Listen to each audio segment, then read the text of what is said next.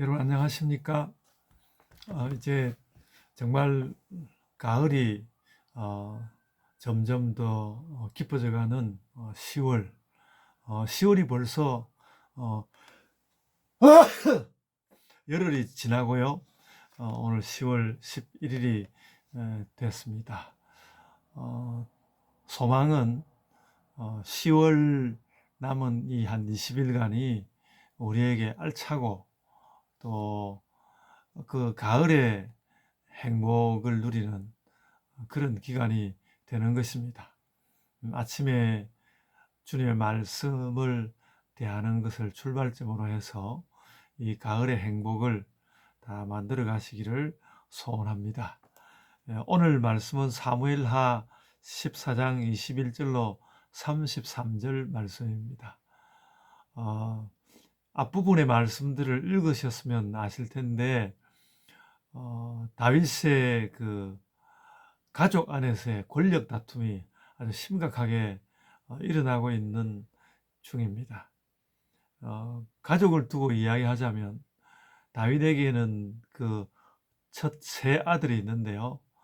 첫 아들은 그 아히노암이라는 이스라엘 이스라엘의 약간 북쪽이죠. 이스라엘 늘 전쟁이 일어나면 그 계곡으로 적군이 밀어닥쳤던 그 이스라엘 지역의 아히노암의 아들 암논.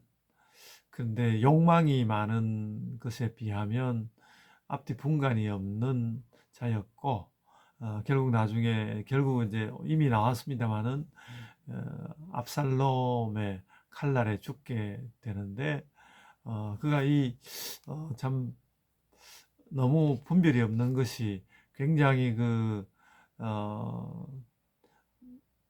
아직 젊어서 깊은 전략은 아니어도 전략을 꾸미고 모략이 있는 그 압살롬의 누이 다말을 이렇게 급간을 하고는 또 그 뒤에는 막 그 다말을 몰라라 하는 그런 큰 실수를 저질러서 죽을 수밖에 없는 그런 운명을 맞이한 아들 암논이 있고 둘째 아들은 언젠가 우리 이제 읽었습니다만 다윗이 참 광야 시절에 사랑을 주었던 아비가일의 아들 길르압이 둘째 아들이죠.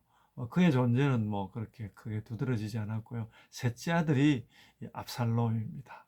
이 압살롬이 말하자면 문제의 인물인데 그의 엄마 그 마아가라는 사람은 그냥 보통의 여자가 아니라 그술왕 달메의 딸이었습니다. 그러니까 외척 중에 상당히 그 힘을 쓸 수 있는 외척을 가진 아들이 이 압살롬이었고 다윗으로서는 그 어떤 아들들보다도 조심스럽게 다루어야 했던 왜냐하면 이 다윗도 압살롬을 매우 사랑했던 것 같습니다만 이 압살롬은 자신의 어, 외조부 그술왕 달메와 연결될 수 있고 그술이라는 조그마한 뭐 이렇게 도시국가가 얼마나 뭐 힘을 발휘할 수 있었는지는 모르지만은 뭔가 왕권을 가지고 그 권력을 움직여 왔던 그 외가를 가지고 있기 때문에 다윗으로서는 매우 조심해서 했고 그래서 사무엘하를 읽어보면서 다윗이 압살롬을 이렇게 대면하는 데 있어서 그를 멀리 두기도 하고 또 가까이 끌어오기도 하고 하는 그런 모든 일들을 할 때에 그런 단지 압살롬만 아니라 압살롬의 그 외가가 연관되어 있다는 것을 우리는 알아야 할 것입니다. 그렇게 이제 가족 속에서 이제 분쟁이 일어났고 오늘 본문은 이미 압살롬이 자기의 형인 이복 형인 암논을 쳐 죽인 상태에 가 되어 있고요.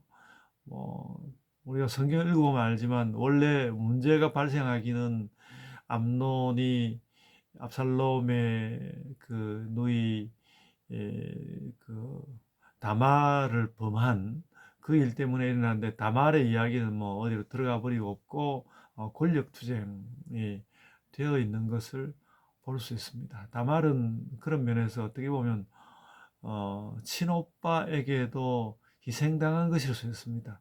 압살롬은 단지 그 여동생의 그 원통한 것을 갚아주려고가 아니라 이제 왕위를 놓고 다투는 그 정적이 되어 있었고, 누이 다말을 빌미로 해서 자신의 가장 큰 정적인 암논을 해치운 그런 상태라고 말해야 할 것입니다. 근데 이렇게 가까운 아들의 어, 뭐랄까, 아들의 아들로 인한 그 외척과의 문제, 아들들로 인한 문제뿐만 아니라 어, 다윗의 그 조카들도 문제였습니다. 늘 그 다윗의 그 권자주의를 그 서성거렸던 요압은 다윗의 이복누이 스루야의 아들이었고요. 그 암논은 게 국리를 못 내고 있는데, 암논으로 하여금 다말을 살살 꿰어서 어, 그 자기 가까이로 데리고 올 수 있도록 그 꾀를 내준 사람이 그 누군가 하면 어, 그 자기의 형 다윗의 왕 시므아의 아들 요나답, 그러니까 다윗의 조카죠. 요나답은, 이 요나답이 말하자면 이제 그 자기의 사촌인데 그 다시 암논에게 어떤 도모를 준 것이니까, 그 아재로서 암논에게 또 그런 못된 어, 꾀를 내주고 이렇게 했던, 그래서 막 그 가족 관계가 뒤에 얽히고 조카들이 또 그리고 뭐 사촌이 또 뭐 무슨 이복누이가 뭐 이런 여러 가지 복잡한 일들로 인해서 문제가 터지고 있는 것을 볼 수 있습니다. 압살롬 이야기는 또 이제 해야 할 말씀할 기회가 있다고 보는데, 이런 것을 볼 때에 가까운 사람들과 그러니까 아주 형제간 혹은 조카 뭐 아재 뭐 이런 사람들, 가까운 사람들과의 대화와 말에서 매우 조심하고 그리고 나에게 정말 좋은 지혜를 주는, 그러니까 그 손실과 이익이라기보다 지혜를 주는 사람과 그 악한 도모를 주는 사람을 잘 분별하는 것이 매우 중요하다는 생각이 듭니다. 가족 관계도 그렇고 친구 사이에서도 그렇고요. 그래서 뭔가 나에게 달달한 것이라도 악한 꾀를 가져다 주는 사람을 좀 멀리하고, 그리고 선한 지혜를 나누는 사람을 가까이 하고, 또 믿음을 줄 수 있는 사람을 좀 더 가까이 하고, 그 뭔가 믿음 아닌 그 꾀를 내는 사람들을 멀리하는 그런 관계에 있어서의 신중함, 이런 것을 오늘 깊이 생각하게 됩니다. 다윗은 왕이었고 그가 권력을 가졌기 때문에 주변에 늘 그렇게 이제 사람들이 들끓었는데, 다윗은 참 지혜로운 사람이었지만 그리고 꼭 필요한 사람들을 가까이 한 것이었지만, 그런 와중에도 결국 피할 수 없이 그 좋지 않은 가족 관계가 자기에게 악영향을 미치는 그런 상황을 어떻게 할 수가 없었습니다. 오늘은 그 말씀으로 마치려고 합니다. 가족 관계 혹은 가까운 사람들과의 관계에서 누가 지혜를 주고 누가 또 악한 말이나 또 간사한 말을 주는 것인지, 그런 것을 나름대로 마음 가운데서 잘 살피고 하나님 뜻 가운데서 선한 말을 내어주는 사람들을 가까이 하는 그런 지혜가 우리에게 요청된다. 그렇게 생각이 됩니다. 생각해 보면요, 그런 사람들이 흔치 않습니다. 나에게 좋은 지혜를 주는 좋은 사람이 흔치 않기 때문에 그런 사람들을 늘 가까이 하고 묻고 이렇게 살아가야 할 것입니다. 이제 제가 기도하겠습니다. 사랑이 많으신 아버지 하나님, 다윗이 권력을 가졌지만 그 가까운 가족, 친족 관계에서 결국은 그 어려움이 온 것을 저희들이 봅니다.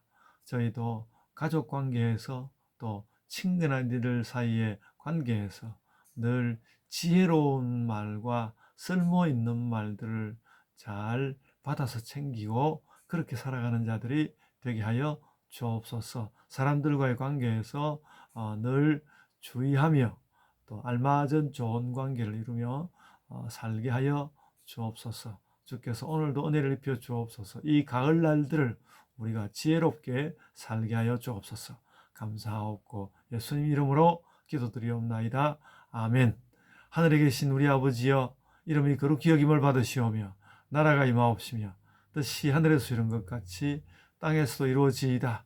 오늘날 우리에게 일용할 양식을 주옵시고 우리가 우리에게 죄 지은 자를 사하여 준 것 같이 우리 죄를 사하여 주옵시고 우리를 시험에 들게 하지 마옵시고 다만 악에서 구하옵소서.